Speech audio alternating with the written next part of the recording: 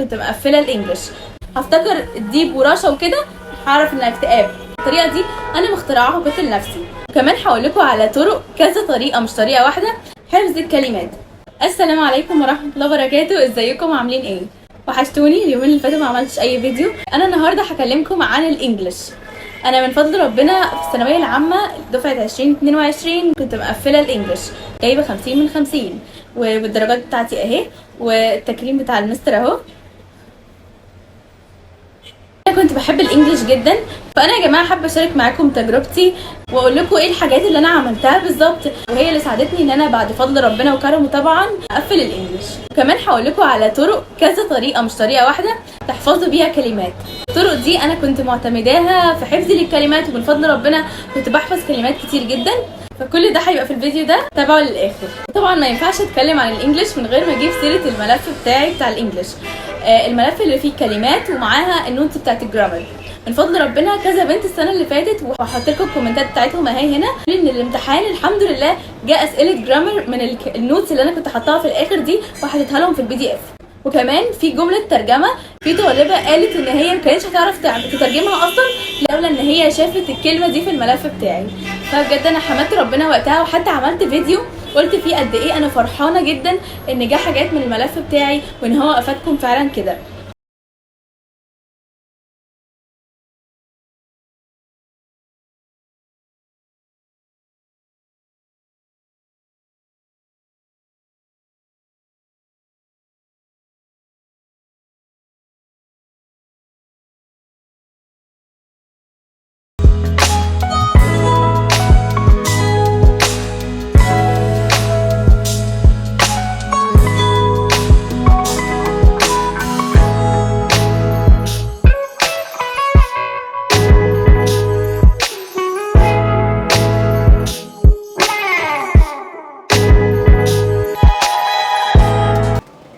فكل ده ما تقلقوش، هحطه لكم في اللينك، هتلاقوا اللينك موجود في اول كومنت وفي الديسكربشن الاثنين. بجد يا جماعه هتستفادوا جدا، وهيفرق معاكم قوي لو بداتوا تحفظوا في الكلمات دي من بدايه السنه، يعني من دلوقتي، لان الكلمات معظمها ده لو ما كانش كلها يعني كلمات جديده مش مألوفه.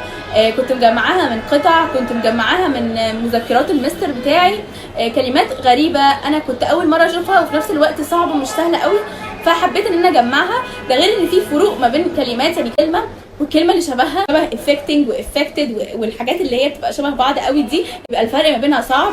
اول حاجه المشكله الدائمه اللي اي حد بيبقى عايز يعرف ايه حلها، حفظ الكلمات. ازاي نحفظ الكلمات؟ ايه احسن طريقه نحفظ بيها الكلمات ونخليها تثبت وما ننساهاش لو انت بتنسى بسرعه، او لو انت حتى بتلاقي صعوبه اصلا في حفظ كلمات الانجليش بالذات عشان انت مثلا مش بتحبه قوي. كل ده باذن الله هقول لكم حل ليه ان شاء الله النهارده، كذا حل كمان مش حل واحد. اول حاجه هتعملها انت هتجمع الكلمات الصعبه من اي يونت، الكلمات التقيله، لان اكيد في كلمات بتبقى بديهيه معروفه عارفينها من زمان وحافظينها، فدي مش محتاجه مننا مجهود ولا اي حاجه. الكلمات بقى الجديده الصعبه اللي انت شايفها انها تقيله عليك وعايز تحفظها، تجمعها كلها في كراسه، تحل قطع وتجمع منها الكلمات الغريبه. تشوف الملف بتاعي ده وتجمع منه حبه كلمات، مثلا هتلاقي اول مره تشوفهم دول تاخد اول مثلا 10 اول 20. كل يوم تمر على الكلمات دي مر بس قراءة مش محتاجة منك اكتر من كده، اقرأها بتركيز وبصوت عالي، هتلاقي نفسك على نهاية الاسبوع حفظت من الكلمات دي كلمات كتير قوي. طيب بالنسبة للكلمات اللي انت ما حفظتهاش بقى، اللي هي برضو لسه تقيلة ومش حلوة ومش عارف تحفظها، هنعمل فيها ايه؟ في طريقة حلوة جدا، هتجيب ستيكي نوت. الستيكي نوت دي هتعمل فيها ايه؟ هتكتب فيها الكلمة، والكلمة اللي هتكتبها دي هتعمل جنبها او تحتيها رسمة بتعبر عن الكلمة او بتديك فكرة عن الكلمة، شبه ستار مثلا. كلمة ستار انا يعني بقول لكم اي مثال سهل، ترسم تحتيها نجمة، سكاي ترسم تحتيها سحابة كده، هو ده اللي قصدي عليه. زي ما قلت لكم طريقة الستيكي نوت، طريقة ان انت تكرر الحاجة كل يوم، مش هتاخد منك نص ساعة في اليوم تكرر فيها الكلمات دي، وفي نفس الوقت التكرار بتاعها ده خليك واثق انه باذن الله هيحفظها لك. واللي ما يتحفظش منها اعمله بطريقة الستيكي نوت دي، ان انت تجيبها كده وتكتب فيها كلمة وترسم قدامها حاجة ليها علاقة بيها. من اكتر الطرق المحببة لقلبي، والطريقة دي انا مخترعاها وكنت لنفسي. طريقة ممكن الناس يشوفوها ان هي حاجة طفولية شوية او سخيفة، لكن انا بجد كنت بتحفظني الكلمات بطريقه جميله جدا، وده كان اهم حاجه عندي. ما كانش فارق معايا الطريقه طفوليه ولا مش طفوليه، المهم عندي ان انا اكون بحفظ فعلا بيها، تكون فعاله جدا معايا. خلاص الطريقه دي هي ايه بقى؟ بصوا هقولها لكم على الشاشه قدامكم عشان تتخيلوا معايا. دلوقتي عندنا كلمه ديبريشن، انا عايزه احفظ كلمه ديبريشن دي، هي المفروض معناها اكتئاب، تمام؟ انا عايزه احفظها، مش عارفه دلوقتي احفظها. الكلمه دي شبه ايه في العربي؟ بتفكرني بايه في العربي؟ افتكر كده دب، دي شبه كلمه ديب، ورشن دي ديبريشن فكرتني باسم رشا، هي كده جت معايا كده فكرتني باسم رشا، فانا قلت الديب اكل رشا، فدي حاجه محزنه، علشان كده الكلمه دي معناها اكتئاب. فديبريشن لما بشوفها بفتكر ان الديب اكل رشا، يبقى دي معناها اكتئاب. انا عارفه ان الطريقه دي طريقه ممكن تبقى سخيفه لبعض الناس، بس انا بحبها وكنت بحفظ بيها وكانت فعاله معايا وبتحفظني كلمات كتير جدا صعبه، فخلاص انا عن نفسي كنت شايفه انها طريقه فعاله. اللي حابب يطبقها براحته، بس هي محتاجه اصلا ابداع وابتكار للحاجات كده، ان انت تبقى عندك مخيله تخليك تفكر فيها وتربط الكلمه دي مع كلمات عربي. تعالوا اقول لكم كلمه تانية. سوسايد المفروض معناها الانتحار، تمام؟ فانا فكرت في ايه بقى اول ما سمعت كلمه سوسايد دي؟ افتكرت السوس، هو كده لغايه في دماغي كلمه سوس، فالسوس ده حاجه وحشه، دي خلته ينتحر، فهو عشان كده سوسايد اسمها انتحار.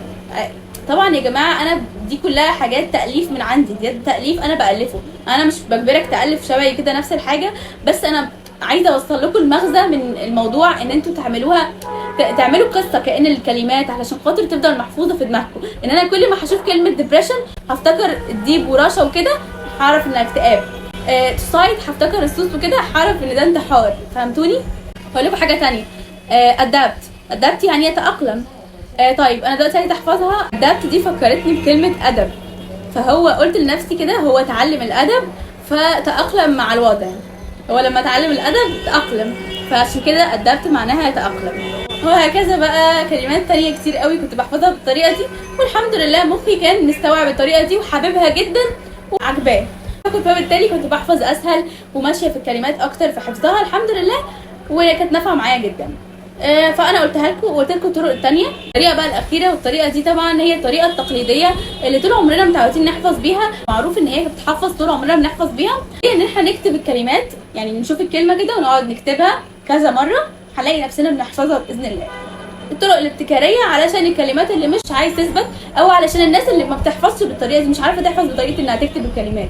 يا جماعه شروط كتابه الكلمات ان انت تقعد تكتبها كده علشان تحفظها، انك تكون مركز وبتقراها بصوت عالي وانت بتكتبها، مش بس تكتبها كده وخلاص مجرد بتكتبها بايدك، لا. الجرامر بقى، الجرامر يا جماعه لازم تفهموا كل حاجه فيه، لو مش فاهم اسال، خلي المستر يكرر لك تاني، شوف على اليوتيوب مدرسين يشرحوا لك تاني لغايه لما تفهم كل حاجه فيه، كل تفصيله فيه تبقى فاهمها، تحل عليه كتير. هو محتاج حل بس مش محتاج حاجه تانية، تبقى ذاكره كويس، مجرد مذاكره. انا كنت بذاكره بالنظر، يعني مش محتاج مني كده ان انا اقعد اكتب ولا اي حاجه، هو بالنظر، مع ان انا ابقى فاهمه المستر اروح احل واطبق عليه كتير، واثناء الاسبوع اقعد احل عليه. زائد ان انا كنت بحاول اشوف اسئله مدرسين تانيين علشان اثق اكتر في قدراتي واثق اكتر في مستوايا، فاقعد اشوف اسئله مدرسين تانيين مثلا صحابي بياخدوا معاهم واحلها واشوف نفسي ايه فيها، علشان اعرف برضو هل انا ماشيه صح ولا في ايه، هل انا عندي عيب في حاجه معينه ولا لا. يا جماعه اهتموا بالحاجات القديمه والتراكميه جدا جدا جدا، مش قادره اقول لكم قد ايه هي مهمه. الحاجات التراكميه يا جماعه بيجي منها اسئله، والاسئله دي بتبقى هي الاسئله اللي بتوقفنا وتعجزنا في الامتحان، رغم ان هي ممكن تبقى سهله جدا، بس عشان احنا بنبقى مش مهتمين قوي بالحاجات القديمه ومهتمين بالحاجات الجديده بس اللي بناخدها. فمثلا وان وذا، احنا في الامتحان جالنا سؤالين او سؤال عنها، وكانوا كله بقى عمال محتار فيها، رغم انها ممكن تبقى حاجه بدائيه جدا، بس عشان احنا ناسيينها، مش اي مدرس يهتم بيها. فاحرصوا على ان انتوا تاخدوا مع مستر بيشرح الحاجات دي وبيهتم بيها وبيهتم بالتفاصيل جدا. انا كنت باخد مع مستر مصطفى محمود، ومن فضل ربنا كان ممتاز جدا، بيشرح كل حاجه وكل حاجه بيديها حقها وبضمير جدا. بالنسبه للكتب بقى اللي كنت بحل فيها في الانجليش، كتاب ماي نيو فريند وكتاب جاينتس، الكتابين كانوا حلوين جدا. انصحكم تجيبوا واحد في المراجعه النهائيه وواحد اثناء السنه، ما تجيبوش الاثنين في وقت واحد علشان مش هتلاقوا وقت تحلوا في الاثنين، وفي نفس الوقت تحلوا اسئله المستر بتاعكم، هيبقى كتير كده عليكم، هتسيبوا حاجات كتير من الكتاب، فجيبوا واحد اثناء السنه وواحد في المراجعه. انصحكم بماي نيو فريند اثناء السنه وفي المراجعه جاينتس. بس كده انا خلصت. وعلى فكره يا جماعه بقى الطريقه اللي انا قلتها لكم النهارده مش هتسمعوها تاني ابدا من حد، لان انا اللي مالفه الطريقه دي. يا رب لو عجبت اي حد فيكم يطبقها وتعجبه برده وتمشي معاه ويحفظ بيها احسن. ويا رب الملف اللي انا هحط لكم اللينك بتاعه ده يجي لكم اسئله منه في امتحان اخر السنه شبه مجال دفعه 2023 كده. اتمنى يكون الفيديو افادكم وعجبكم. ولو عايزين اي حاجه تانية قولوا لي في الكومنتات. انا باذن الله هكمل في سلسله المواد دي.